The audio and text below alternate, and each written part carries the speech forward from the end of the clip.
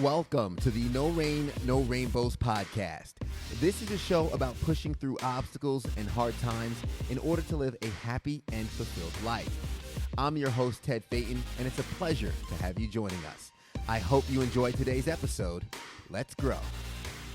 What's going on, guys? Welcome back to another episode of the No Rain, No Rainbows podcast. Thanks for joining us today. And as always, I got to give a shout out to my executive producer, Andre Subtle Solution Media, that helps make this podcast possible. We have a great episode today. We're going to talk about all things branding, but not just that, the importance of paying attention to our stress and its impacts on our immune system. I'm excited to introduce personal brand consultant, brand sorceress, Chantel Soumis on the podcast with us today. Chantel, how are you? Woo, I'm feeling good. Feeling good. I love that. Was that like spirit fingers or? Yeah, the pew, pew, pew, pew, pew. I don't know. The happy guns. I'm not sure. Well, we're ready to get them and ready to hop into everything today. But before we talk about the subject matter, I love making sure that our audience and our guests have a moment to get acquainted and meet each other. So really quick, I guess, give them your rundown, your story, and what you do. Yes, absolutely. So my name's Chantel Soumis. I'm from the Midwest, born and raised. Love it. Love the charm and just the community focus of the Midwest. And I am in marketing because I love the magic of marketing. I always grew up loving those fairy tales and stories before bedtime. And storytelling was always something so interesting to me. And I didn't realize you could actually do it for a living because it seemed way too fun, kind of like becoming an artist and doing art. That's just too fun. So I actually went to school for nursing originally, and I loved psychology. So I studied with an emphasis on that and changed gears. Marketing was just way easier. And my whole story really shook up right after I welcomed my baby boy to the world, and my immune system completely shut down. I mean, I was unemployed. So that was a big stress factor, the hormones. But I started to lose my vision. I lost my ability to walk. I lost my ability to swallow. That was one of the first things. And of course, unemployed in the United States, you don't have health insurance. So I was trying to really just, live on a prayer and some essential oils, light some incense, do some sage burning. I don't know. I tried everything. And it came down to a diagnosis of MS. And it really did impact that, the importance of stress management and just stress control in your career, in your life as a parent. And now, with all of these new disabilities, I had to apply for jobs with a disability. And that was impossible. I could not get a job anywhere. No one ever called me back when I checked that little box that said I require reasonable accommodation. So I kind of shifted into the arena of marketing, right? How can I market myself as an expert with these perceived parameters so people don't use it as a limitation? Because my MS is the best thing that's ever happened to me. And I want the world to see that. So that's when I fell into like personal branding, and I had to brand myself instead of a business as this superhero. And I've never looked back. 2 weeks after launching this like strategic science experiment that I was going to do with LinkedIn and outreach, I had multiple job offers on the table, and I've never looked back. Wow. Well, that's amazing. And I had to write something down that you said. MS was the best thing that ever happened to me. I know the listeners are like, hold on, we need to hear more than that. Talk about that journey, because I'm sure being able to say that in hindsight is definitely the result of a long journey, both internally, externally, and all that. But in the moment, what was it like kind of going through, noticing the vision loss, the struggles swallowing? I'm interested to know what's going on through your head here and what that journey was like from there to being able to make that statement. Oh, it was definitely a journey. It takes a lot of work, and I'm still working on it. There's not a day that goes by that I don't work on my mindset. But before my illness, I had a lot of trauma building up in my past, a lot of hidden battles with different struggles that I never kept public. So they just kept eating at my core. And the mental health battles, I mean, I dealt with severe depression and anxiety from a very young age, where I remember thinking of suicide as young as 10 years old. And being a mom now, my little boy's almost 7. I think, gosh, how young, your life hasn't even started. What are you thinking? So going through that process and getting the diagnosis, I felt like my life was over. But I didn't realize how gifted and privileged I was, because I was surrounded by blessings. I was surrounded by so many silver linings that I wasn't taking advantage of, that I wasn't taking for granted, or I wasn't taking, advantage of them. And I felt like, so sorry and sad my whole life, that when this actually happened and I had to make that decision, am I going to give up, or am I going to fight through this? And I had family, the ultimate support system that I could ever ask for. A lot of people don't have a strong family. And that was something that I continuously am thankful for every day.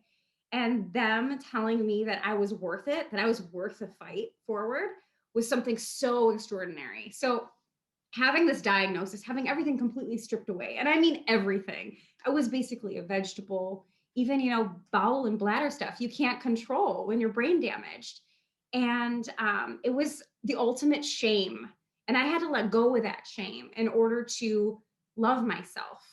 So it was this really big transformation of understanding, like, I hated myself before, and I was I had it easy. I did great. But then going through this, I have never loved myself more. All the flaws are what make people so unique and powerful. Those are the superheroes. Those are the superpowers, are those flaws at the end of the day, right? Mm-hmm. So the grieving process wasn't easy. It was so hard. But looking back, I am not nowhere near that person that I was then. And it's really cool to have that support system too, that helps you evolve with yourself. Like my husband, when I met him, I was not anything like I am today. But for somehow we just keep growing together, stronger and stronger and stronger. And it's the most beautiful thing. Yeah.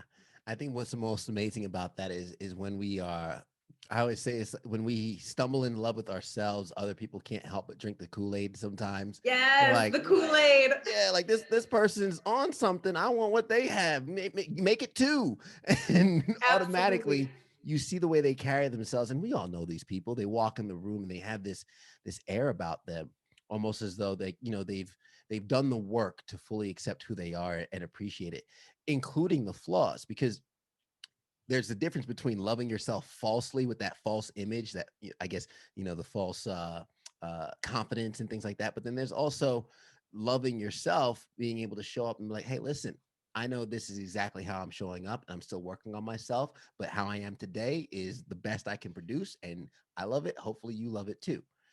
And that is kind of where the work happens. I'd be interested to know, what was that like? You mentioned the support system, which is very important. I know for me personally, kind of relating our stories here, I had a situation where my health deteriorated based on my stress and some of the depression and things I was internalizing.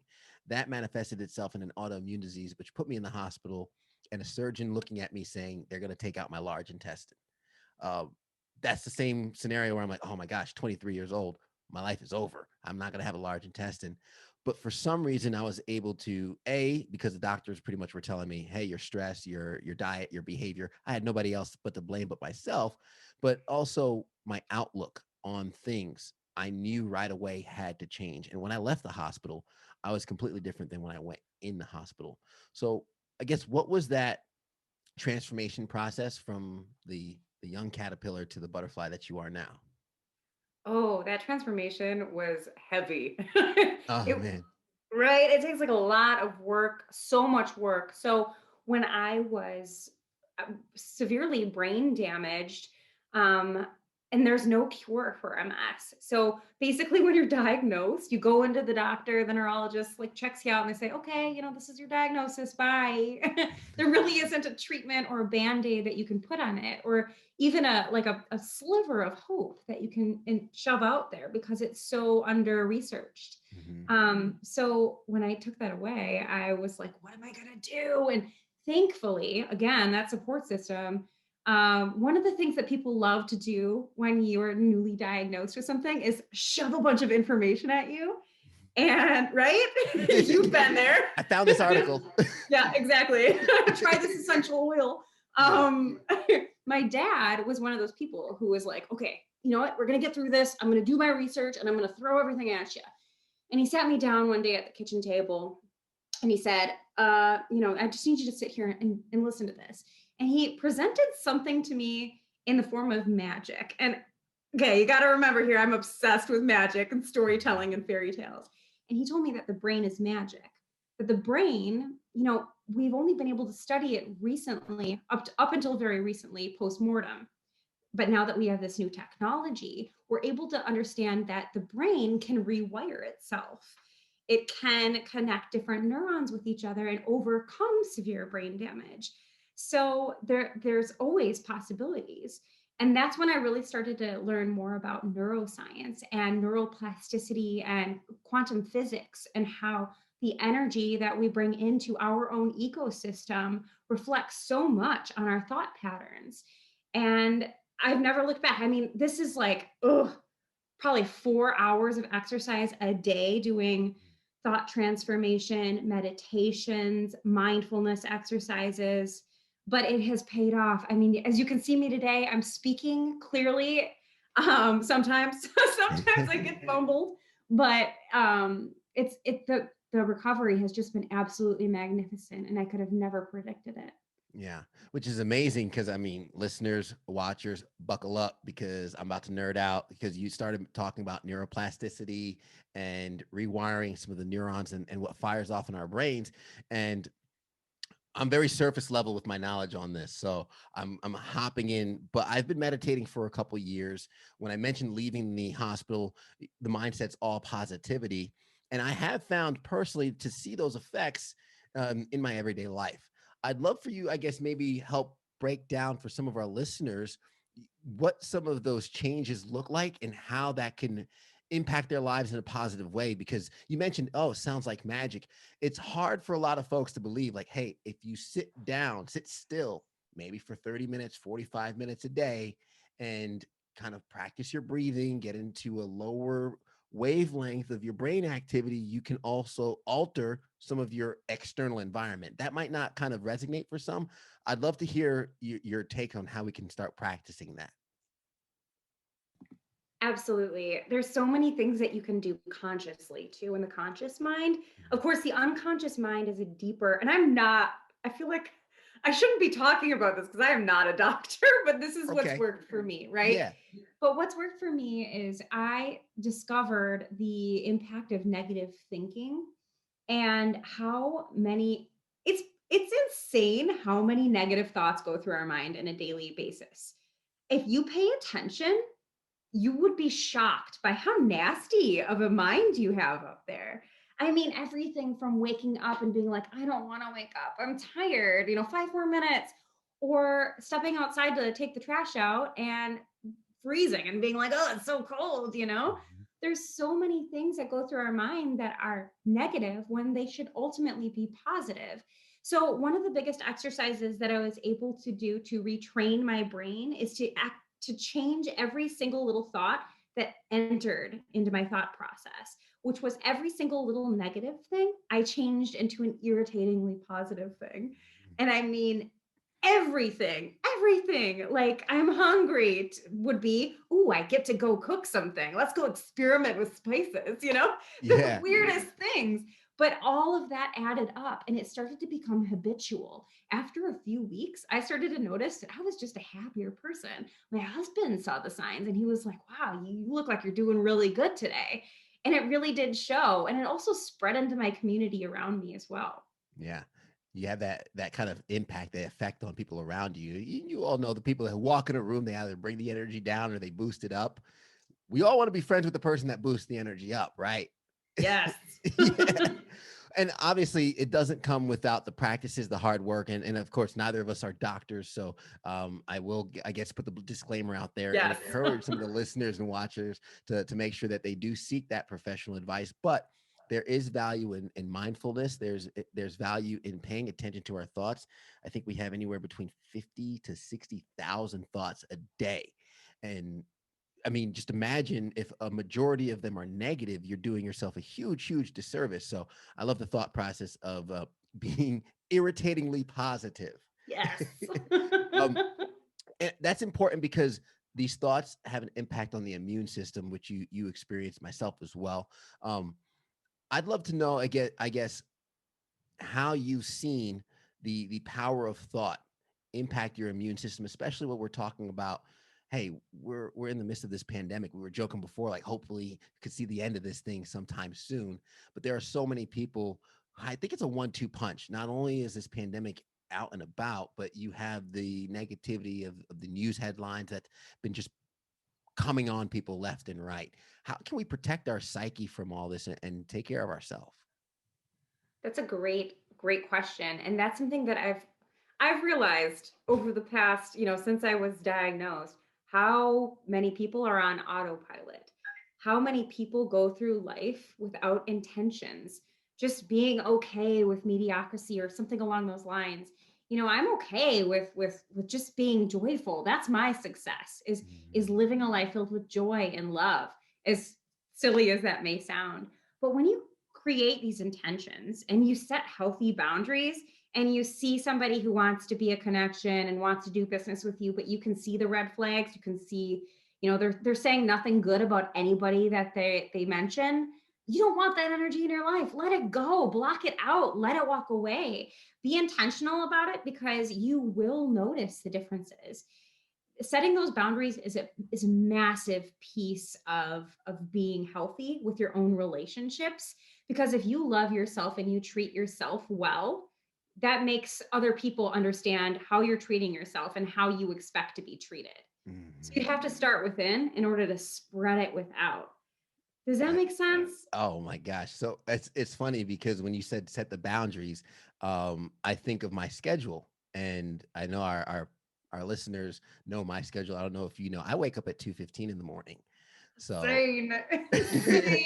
I'm usually in bed and asleep by 7:30 p.m., if not Okay. 8 p.m. And my friends and my fiance will ask, she's like, how do people know not to call you or text you past that time?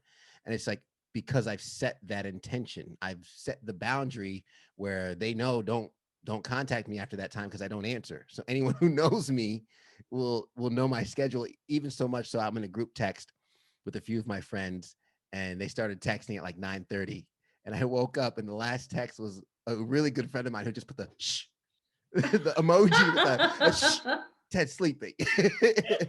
So for that, I hope that it's a good story that bridges the gap for listeners, letting them know, like, you can set boundaries which will train other people how to treat you and what it is you would accept. um, so Chantel, we got introduced from a post that you put out, very similar to No Rain, No Rainbows, about hey, no rain, no flowers. I'm interested to know, I guess, getting the backstory on the inception of that post, the air around it, and I guess talking a little bit more about what you addressed there and how important it is for folks to kind of bridge that gap. Because I mean, that's kind of what we talk about here on the podcast all the time. Ted, you're gonna have to remind me what that post was, because I post a lot of stuff. Okay, yes. So you do, but this was actually, and what I loved about the post was, a lot of folks they post about themselves, which credit to your social media, your LinkedIn. You're very how can I say this? You pour very much into those who are following you and engaging with you. And the air of the post was kind of like an open letter to your followers of kind of just relating to the difficult times that we find ourselves in and mentioning some of your personal struggles along the way that you've been able to overcome. But it was just kind of a very genuine and authentic kind of like message to folks, like, hey, hang in there.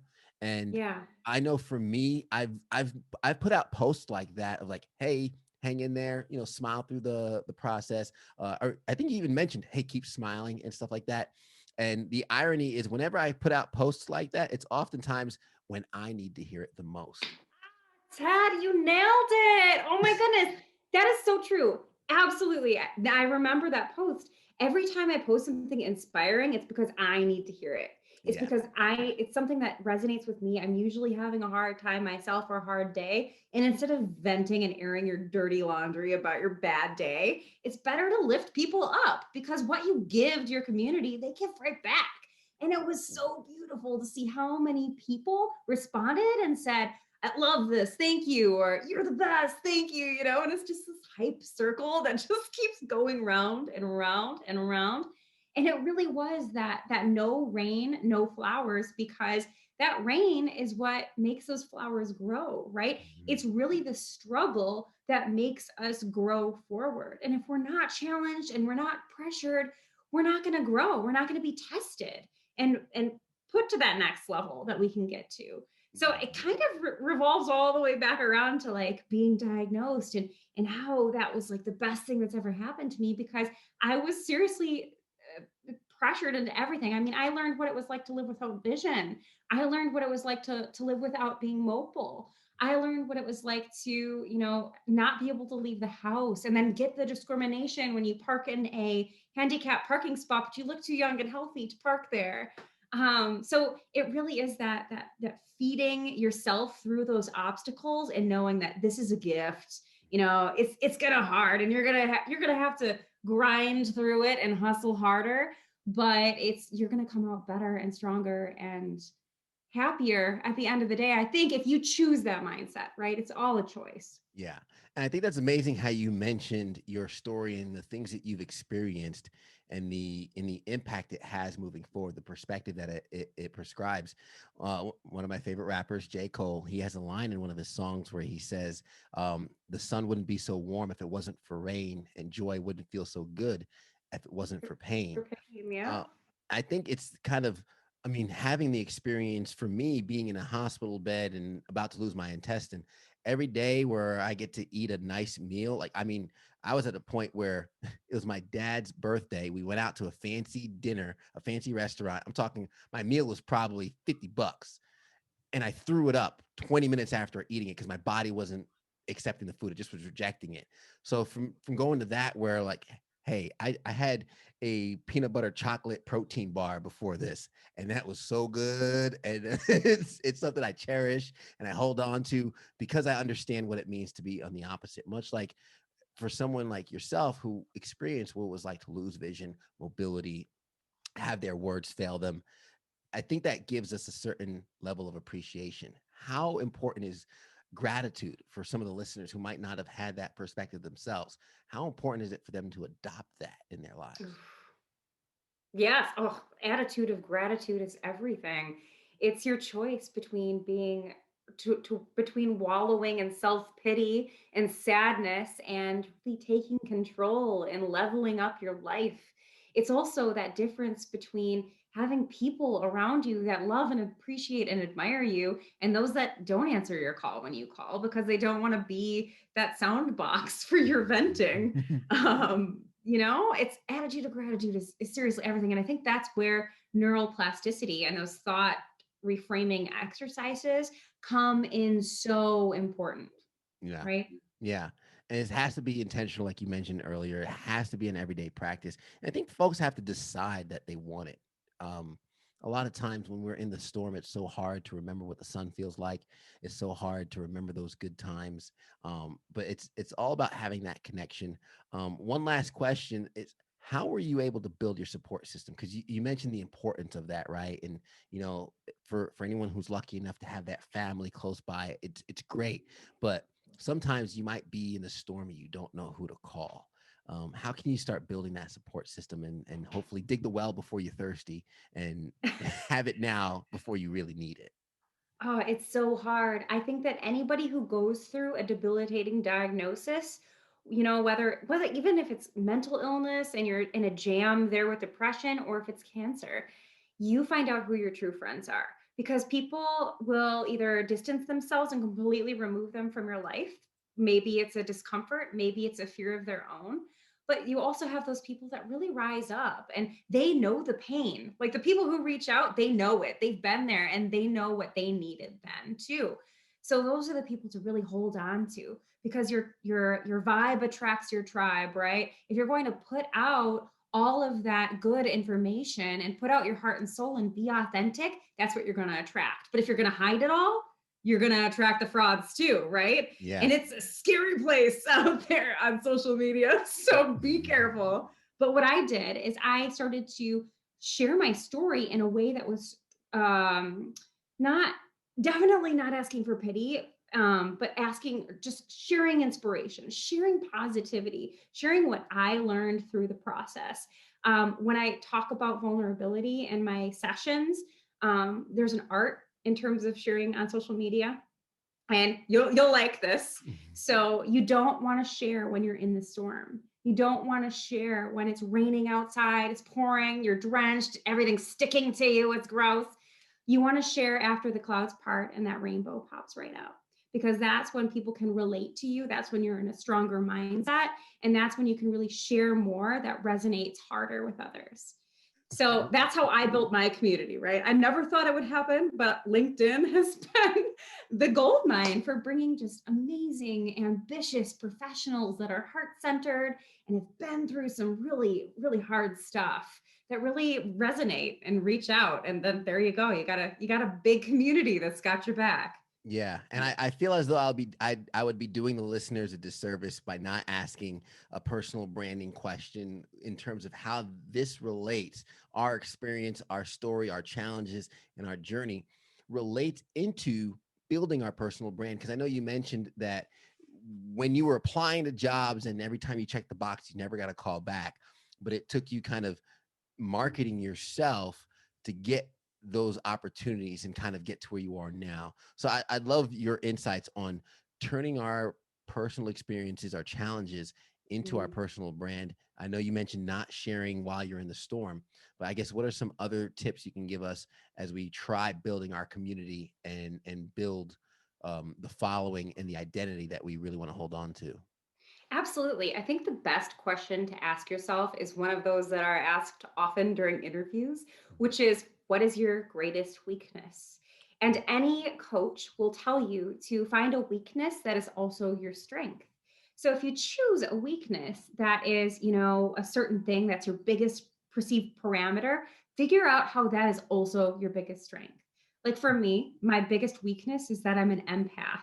I can feel emotions so hard. And sometimes, I let those emotions fuel a lot of content and a lot of work that I do, because sometimes that's how I work best.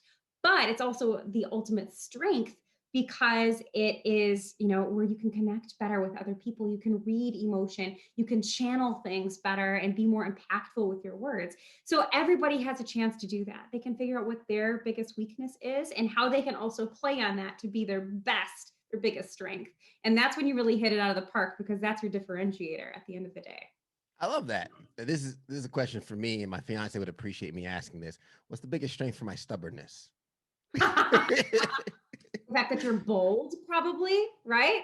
Are Okay, you a bold personality? There you go. And you somewhat. probably know what you know what you like. You're not going to Yeah, waffle around it, right? You're going to be straight to the point. I like that. I'm gonna use Hey, that. now don't sick your wife on me if that I feel bad now. Oh, she's Yeah, gonna hey, hear don't this, be and she knows sorry. who to go to. So there it is. Hey, I know what I want. There you go. Yeah, baby. I'm decisive. That's all. Decisive. Chantel, I want to make sure that our listeners can kind of get in contact with you and definitely connect with you on LinkedIn, other social media platforms, and get some of the amazing posts and insights that you share. And also, again, we talk about the importance of personal branding and all that. If they could use your services, I'd love them to have the opportunity to do so as well. So how can they get in contact with you? Yes, LinkedIn, Chantel Soumis. Find me there. Also, chantelsoumis.com. And our creative agency is Stardust Creative. So that's where we do branding and social media strategy for clients. Absolutely. I'm going to have those links in the show notes as well to make sure that folks can kind of just click it right from their app and they'll be there, and it's on their phone already. So you go ahead and follow Hey, those platforms as well. Chantel, thank you so much for spending the time today. thank you so much. Thanks for spreading the rainbows, the light. Absolutely. I do my best. And you definitely were a huge help in doing that today. I'm going to recap some of the things you said along the episode, some of the bombs that you dropped. I want to make sure no one missed it. But the best thing that ever happened to me, when you think of someone's testimony and what they've been through, the last thing you expect them to say is that it was the best thing that ever happened to them. A lot of us are going through the storms right now. It might be the very bad. We're in the middle of a downpour, the lightning's flashing, the thunder's roaring, and we don't know how we're going to get out of it. And we can't imagine one day saying it was the best thing that ever happened to us. But keep pushing forward, look for your light, build your support group, and sooner or later, in hindsight, you'll be able to connect those dots. Irritatingly positive. That is your homework. I love that. Just because, yes, you can find positivity in just about everything, every challenge, every obstacle, every change that comes your way. Maybe challenge yourself and ask yourself, well, what am I going to learn from this? What is the opportunity and what is the good? Get off of autopilot. A lot of us kind of just do the same thing day in and day out, and we don't really have any intention behind what we're doing. Get off of autopilot, put intention behind what you're going to do, and you'd be amazed at what can happen. And also setting boundaries. We don't want to be the result of the environment around us. We want to impact the environment around us. And you find out who your friends are when you're going through the struggle. Some folks might think that's a bad thing. I would say that's a good thing because you get to cycle out who is really part of your tribe and who's with you. And what is your greatest weakness? Because it can also be your greatest strength. Just a few of the nuggets along this that you have to go back and don't share while you're in the storm. I say that too. Don't share while you're in the storm. Wait till you're in the sunshine, the clouds are spread, you had maybe some time to reflect, and then maybe share your insights and thoughts on that. But Chantel, thank you again for sharing those insights with us today. Thank you. Thanks for the beautiful wrapping that up with a little bow. That's great. I tried to. I do my best. Hey, those were your words, not mine. Wow, I sound smart. Thanks. Hey, it's a pleasure to have you. And as always, to the listeners and the watchers, we appreciate you making it to the end of this episode. If you enjoyed it, go ahead, hit that like button, hit subscribe so you can get our new podcast episodes every single week.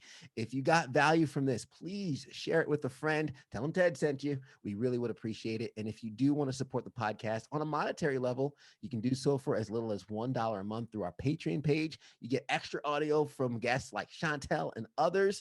And of course, you help this podcast continue to grow. So we are forever grateful for that. As we always say at the end of the episode, guys, everybody wants the sunshine, but they don't want the rain. But you can't get the pleasure without a little pain. Let's go. The No Rain, No Rainbows podcast is recorded at Camaraderie, a collective workspace in Greenville, South Carolina, right off the Swamp Rabbit Trail. If you're looking for a place to grow your business, network with other professionals, and establish your own workspace, Camaraderie is the place to do so.